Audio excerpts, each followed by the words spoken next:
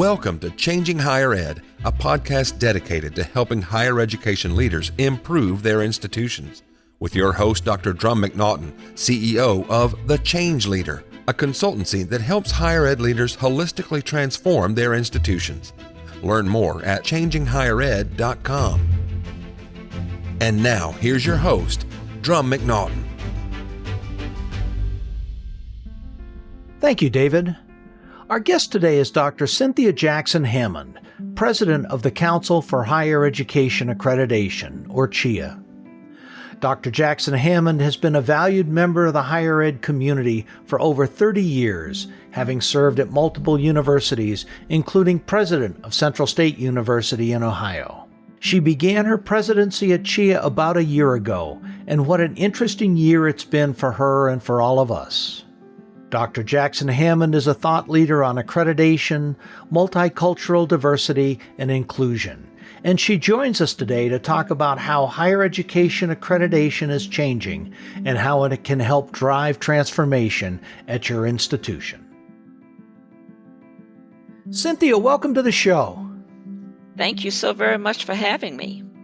Oh, it's my pleasure. I'm really looking forward to our conversation because you are the president of Chia, the Commission for Higher Education Accreditation, and not many people really understand the importance that Chia has in the accreditation world. So maybe you could just kind of give us a brief overview of what Chia is and what its purpose is. Okay, well, thank you so very much. And it is the Council for Higher Education Accreditation.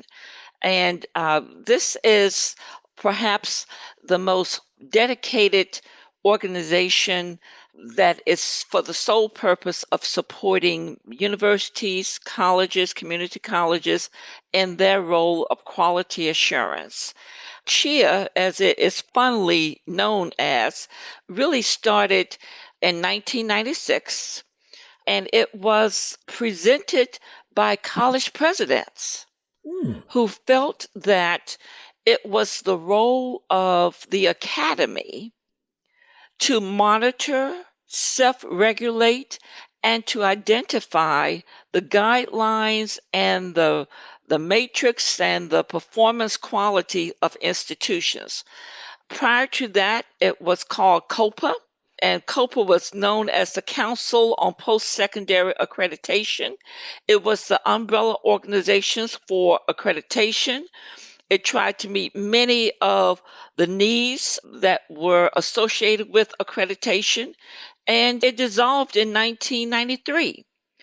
And in order for accreditation to continue under the support of universities and colleges, the presidents decided that it was important to formulate a new organization called Chia. Chia has been around for a long time.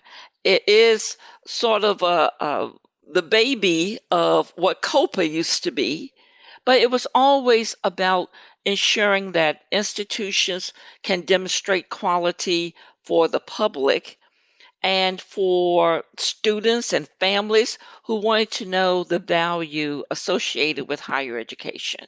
And that is done through accreditation and self-studies. And so your organization monitors the accreditors, the six, quote, regionals and the other multiple national accreditors, as well as programmatic, correct? Yes, we work with the recognition process for regional, national, programmatic accrediting organizations, and that is really important because I don't like to use the word monitor as much as we recognize. And in order to be recognized by Chia, each one of these accrediting organizations must go through a rigorous process of showing evidence as to how they meet the Chia standards. Mm-hmm. And that is sometimes a 1 year to 18 months kind of process. Chia recognition purposes, we hold accrediting organizations responsible for meeting all of the Chia standards of academic quality, accountability, and transparency, because it's important that they are transparent to the public.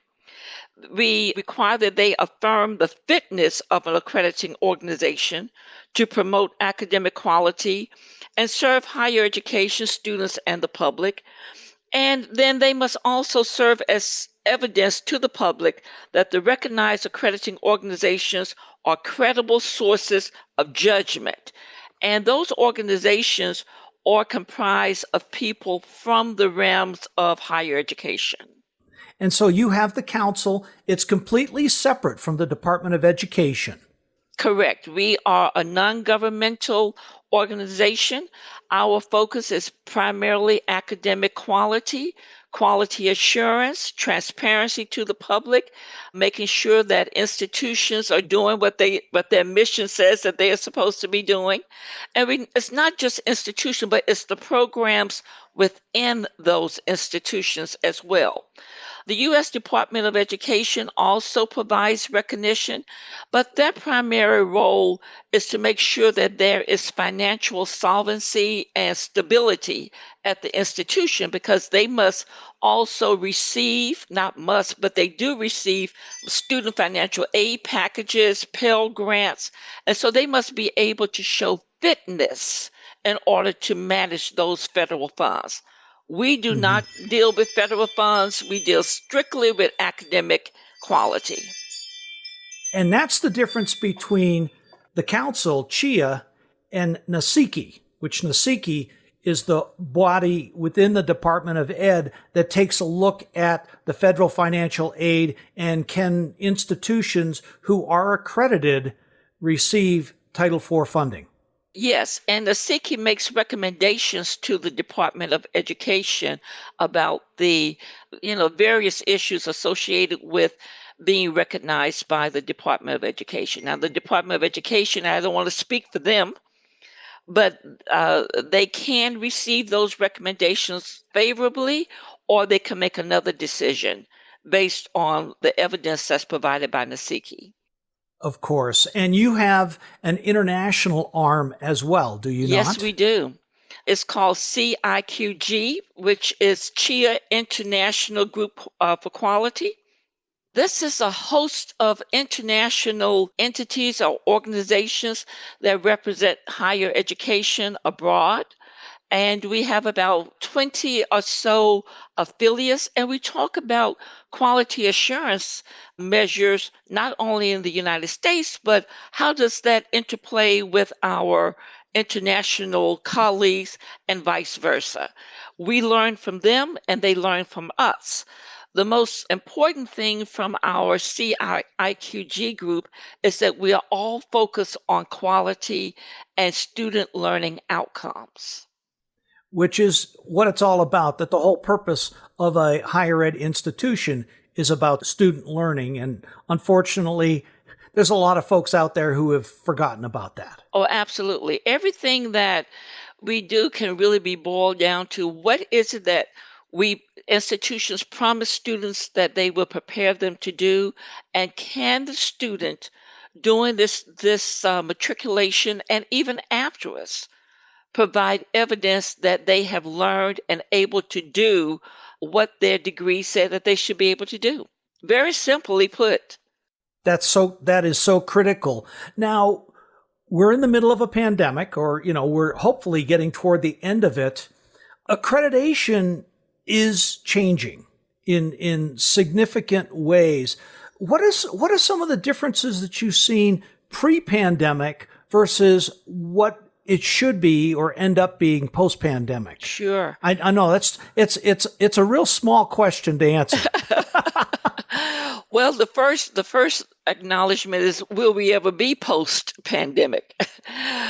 Good point. So I think that and I hate to frame everything around COVID, but COVID is our life now. Yes. It's the way we think differently about how we continue to provide evidence of academic quality for students who are not necessarily experiencing the traditional collegiate life. So when COVID hit, we had all of our institutions who had to make a quick pivot.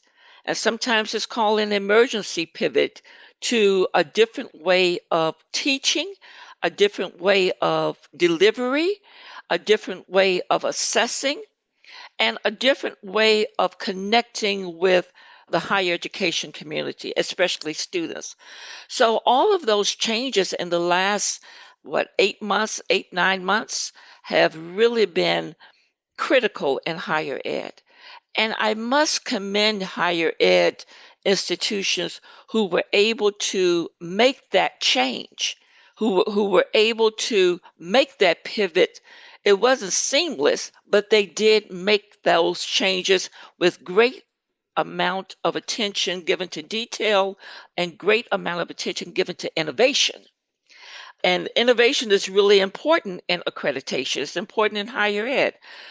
So institutions found out just how creative they could be and yet maintain quality through distance education, through online delivery, through how they interact, through exploring different methodologies.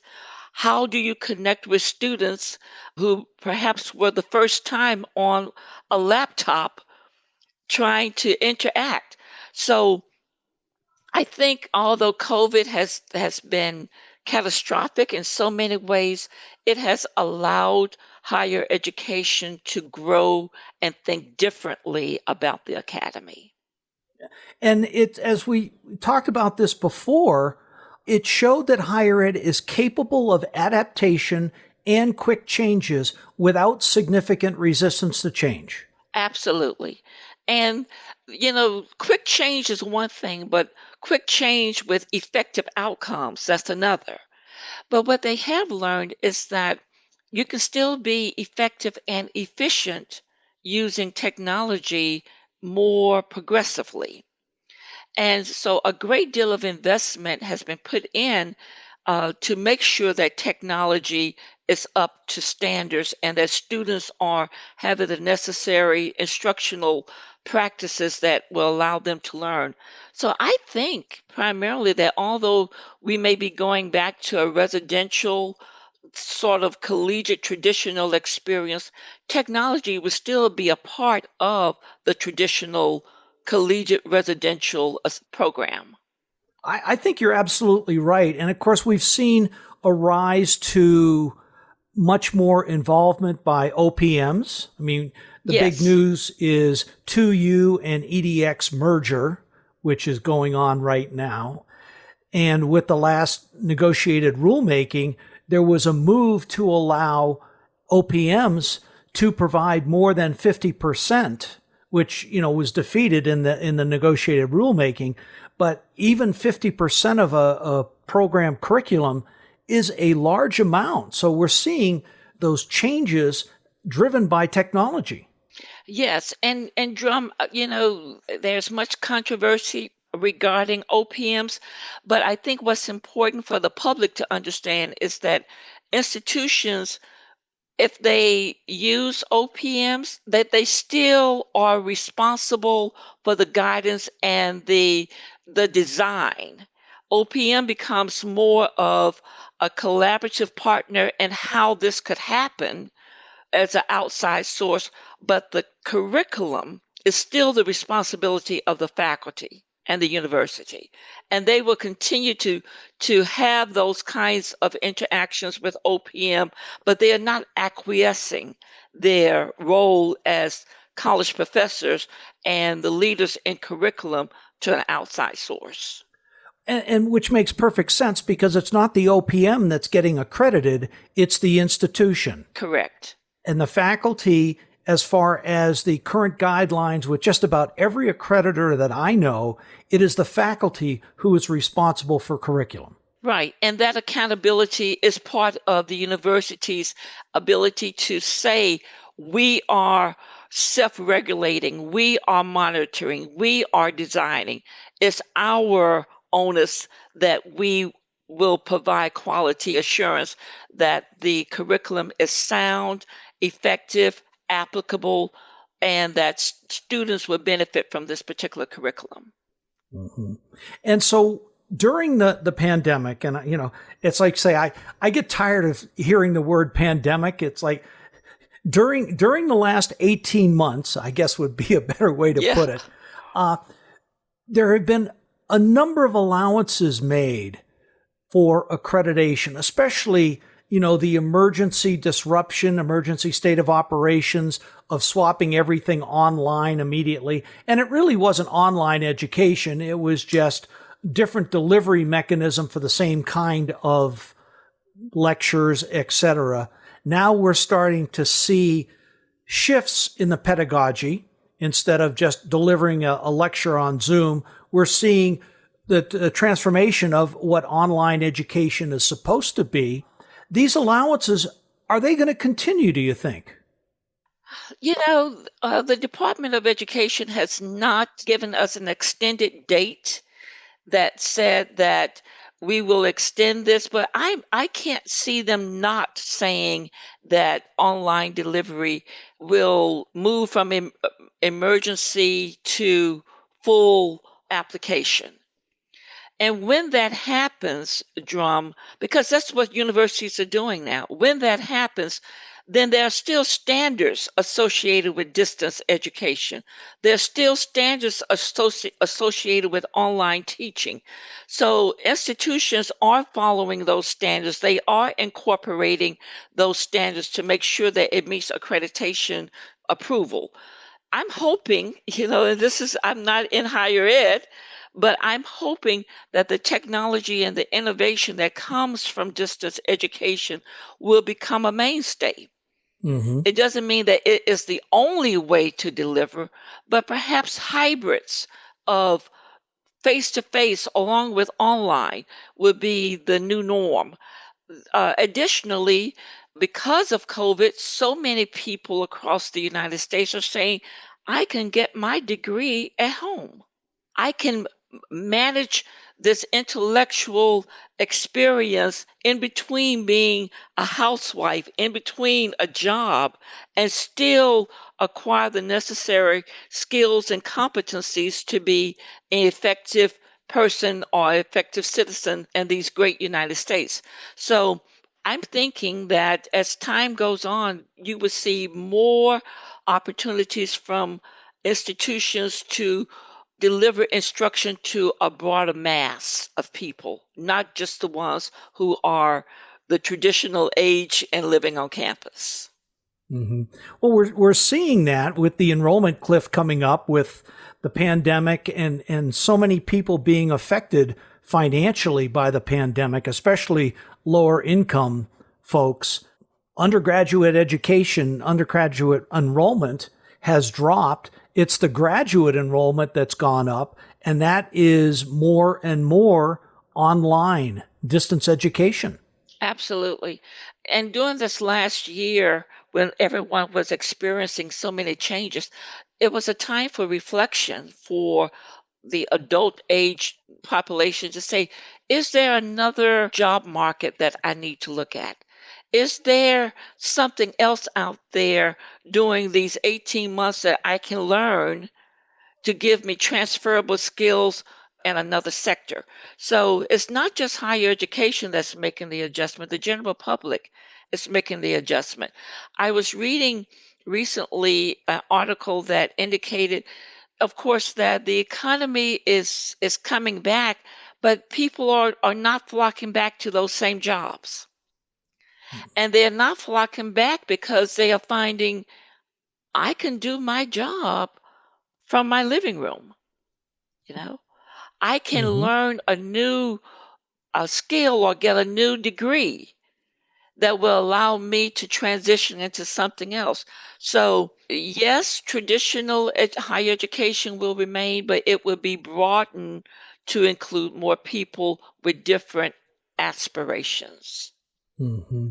I think that's a real critical point that folks should know is the focus of education is changing. People want higher paying jobs. I read something just the other day that the minimum wage, I think the federal minimum wage is like $7.25 or $7.50 an hour. And for someone to get a housing with that, they have to work over 70 hours a week just to be able to pay for average housing. It's really, it should be criminal. But It is. yeah. But one thing that's really is going to help with the enrollment, and I think you may have seen this, is that the Department of Education has approved double Pell funding. And for not just low income families, but middle class families are struggling as well. That would be a great incentive to help their kids get back into a collegiate experience because the funds of support will be there for them. That is so critical. With all of the changes, the social changes, I cannot emphasize to you enough and to the public that these changes also mean a greater scrutiny on academic performance, a greater scrutiny on meeting accreditation standards. And so just because there are a lot of changes, Chia and the accreditors that they recognize continue to focus their intent on making sure that institutions are doing what their mission says that they are going to do, and that the standards for demonstrating that are continuing to be monitored, but they are also growing in another aspect. And that other aspect has to do with diversity, equity, and inclusion. That's an important thing. We're seeing changes in the guidelines that our accreditors are putting out. I know WASC is bringing in a DEI standard into their new standards coming in. But it also, the key question to me is always, how do accreditors make sure that the institutions are sustainable and are having higher quality? Are you seeing that there's going to be new standards coming down the line from accreditors? I think that the recognized accreditors that Chia recognize are giving this a lot of consideration. This is a new, I think I don't want to say it's new because DEI has always been in the thoughts of how institutions become more inviting and more inclusive and how they value the constituents that they serve. That has always been on the forefront. What might be a little bit different now is more attention is given to how do you show that evidence of DEI, whether or not that's in faculty inclusion, whether or not that's in the way higher education faculty are retrained to teach, whether or not that's in the enrollment practices, whether or not that is how do you reach with equity masses of students from different kinds of demographics through online delivery. That's left up to the universities to meet that standard as prescribed by the accreditor. Chia has a diversity, equity, and inclusion value statement so that our accreditors know that that is something that we believe in. And I think many of the accreditors who wish to be accredited by Chia also have that same value. And so more attention is being put on how is that being demonstrated. So each accrediting organization, if they so choose to do so, will be looking at a DEI in some capacity. But it sounds like that Chia will be looking at the accreditors for a DEI. And so we will. The word hint in capital letters, accreditors probably ought to be having this in their own standards, and institutions should be reflecting this as well. Absolutely. We posted our DEI statement, I guess about 4 or 5 months ago. And we were receiving a lot of communications from accrediting organizations who were interested in being recognized by Chia. And we simply told them that this is Chia's expectation. And as we are going through the revision of our own standards, you will find some of that language embedded with what our expectations are. Mm-hmm. And another thing that I'm hearing from you in previous conversations is innovation coming into the forefront at institutions. The self-study is an important way of demonstrating innovation, but how can accreditors make sure that institutions are innovating, and how can you hold accreditors accountable for that innovation?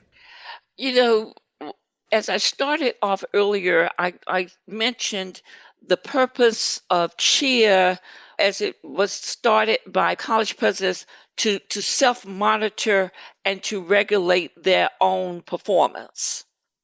So Chia does not say to an accreditor, you must do this as it relates to making sure that institutions are innovative. And every institution of higher ed is almost different. They have their own unique culture, their own unique mission, their own vision.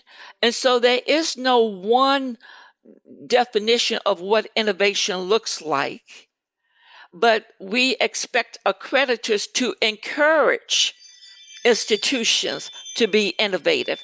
And that's a conversation between the university, and I say university, but it's community college and college, to have those kinds of conversations with their respective accreditor at the program level or at the institution to define what innovation is. So that's not one definition.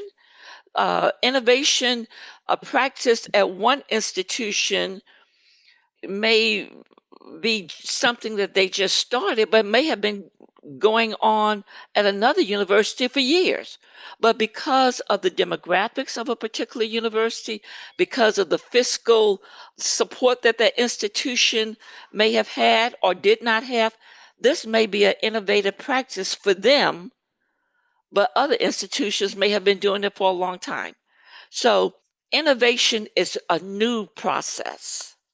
Innovation is what can we bring creatively and new to our university and our programs that will enhance and advance student performance. Mm-hmm. And that is unique to every university. It really is. You know, it kind of reminds me of a podcast that I just did with Philly Mantella, who's the president at Grand Valley State University up there in Michigan. Her institution and 5 others have started a collaboration they're calling REP4, which is Rapid Education Prototyping for Change, Learners, Community, and Equity. And this is a great example of how innovation is being brought forward into institutions. Now, it may not be that way for all institutions, but this is what's working for them. And what I'm getting from you is this innovation really depends on where an institution is and how they define it. But the bottom line is they should be improving to make sure that the high quality of student education, student learning outcomes are always there. Absolutely. You know, a good example is, you know, if you are located in a very rural area as an institution and may not have the bandwidth as another institution in a highly metropolitan area, just some of the expansion of a bandwidth, expansion of how technology is being used in class in a very rural community may be new and innovative because they have never done it before. But the crux of it is for institutions to ask, is this innovation going to promote student learning and student achievement? Not just something shiny and flashy, but what's the correlation between this and improving student learning? Mm-hmm. And that's the bottom line. And that's a conversation that accreditors will be having through their standards, through dialogue with the institutions that they recognize. Yeah. Well, it's definitely, Cynthia, as much as I hate to, we're coming up to the end of our time. And as always, I've enjoyed our conversation. 3 takeaways for higher ed presidents and boards about accreditation from Chia's perspective. Okay. Number 1, belong to Chia. Activate your membership to the Council for Higher Education Accreditation, because we are the behind the scenes people organization that is advocating for self-regulations of higher education institutions, colleges, community colleges. We stand in the background, but in the front of the Department of Education when there is the possibility that too many regulatory practices can be imposed on institutions. So membership in Chia is just very critical for higher education. Secondly, during this time of reinvention at your institution because of COVID, do not be afraid to reinvent. COVID has given us an opportunity to think differently about what traditional higher education was. I don't want anyone to misunderstand that I'm saying get rid of everything. No, but I'm just saying don't be afraid to think outside of what you have been doing to promote the enhancement of student learning. And thirdly, I would ask institutions to always be cognizant of not just the institutional accreditation, but the program accreditation processes as well. The programs in your colleges make up the reasons for the institutional kinds of quality assurance. So the programs, whether or not it's business, education, arts, architecture, look at those programs and make sure that attention is being given to them in the same way that you give attention to the institutional value of your university. Yeah, those are great. I'm going to just piggyback on that is don't forget to innovate. Yes. Innovation, which is focused on the student and improving student learning outcomes. That is probably the most critical thing that you can do. It's like that old saying, if you always do what you've always done, you'll always get what you've always got. Yeah. The only problem with that is everything's changed on the outside, so you got to change too. And the students are different. Yes. The students are coming with big questions, and not just questions about content, but questions about society, about citizenry, about being active in their community. So they are looking at higher education as the platform and the foundation from which they can grow to be better citizens when they leave the institutions. Mm-hmm. So embrace that. Yeah, which could lead us into a political discussion, which we're not going there. There's enough in the news without that. We'll save that for another day. Exactly. So what's next for you? What's next for Chia, Cynthia? Chia is going to be more visible with our member institutions. We have established new ways of communicating through podcasts like this one, through videos, through more printed information, so that institutions would know that accreditors are not our members. Universities and colleges are our members, and we are there for them. So I think institutions can become more comfortable in calling us and saying, how can you help me with this situation? So that's one aspect. We are broadening our relationship with our international partners because as things sort of get back to a new normal, the traverse of international faculty and students coming back and forth into the United States and going abroad will probably increase. And we want to make sure that there are lots of lines of communication between quality assurance expectations in the United States as well as with our international partners. And thirdly, we're going to be on the forefront and having more and more discussions about diversity, equity, and inclusion. Unfortunately, the reason why this has come up more apparently was not a good thing, what precipitated this, but it's here. And it's an opportunity for us to grow in that dialogue. And I don't know of anyone who can't grow. Yes. So, Cynthia, thank you so much for being on the show. I've enjoyed our conversation, and I look forward to future ones. I look forward to talking to you as well. Thank you for having me. And the Council for Higher Education Accreditation is here to serve our member institutions. Very good. Thank you so much. Thanks for listening this week, and a special thank you to this week's special guest, Dr. Cynthia Jackson-Hammond, President of Chia, and for sharing her insights on accreditation, how it's changing, and how it's helping the changing landscape of higher ed. Our next guest is Dr. Kim Hadley, CFO for John Brown University, who'll be joining us to talk about the changes we've seen in higher ed finance, something in which she's an expert. In addition to multiple teaching and administrative positions, she's had a career in public accounting and internal audit prior to coming to higher ed, all of which enables her to see higher ed finance from a holistic perspective. I suspect we'll be getting a lot of great tips from her on how to restructure institutions so that they can excel in this new normal we find ourselves in. Changing Higher Ed is a production of The Change Leader, a consultancy committed to transforming higher ed institutions. Find more information about this topic, along with show notes on this episode at changinghighered.com. If you've enjoyed this podcast, please subscribe to the show, and we would also value your honest rating and review. Email any questions, comments, or recommendations for topics or guests to podcast@changinghighered.com. Changing Higher Ed is produced and hosted by Dr. Drumm McNaughton, post-production by David L. White.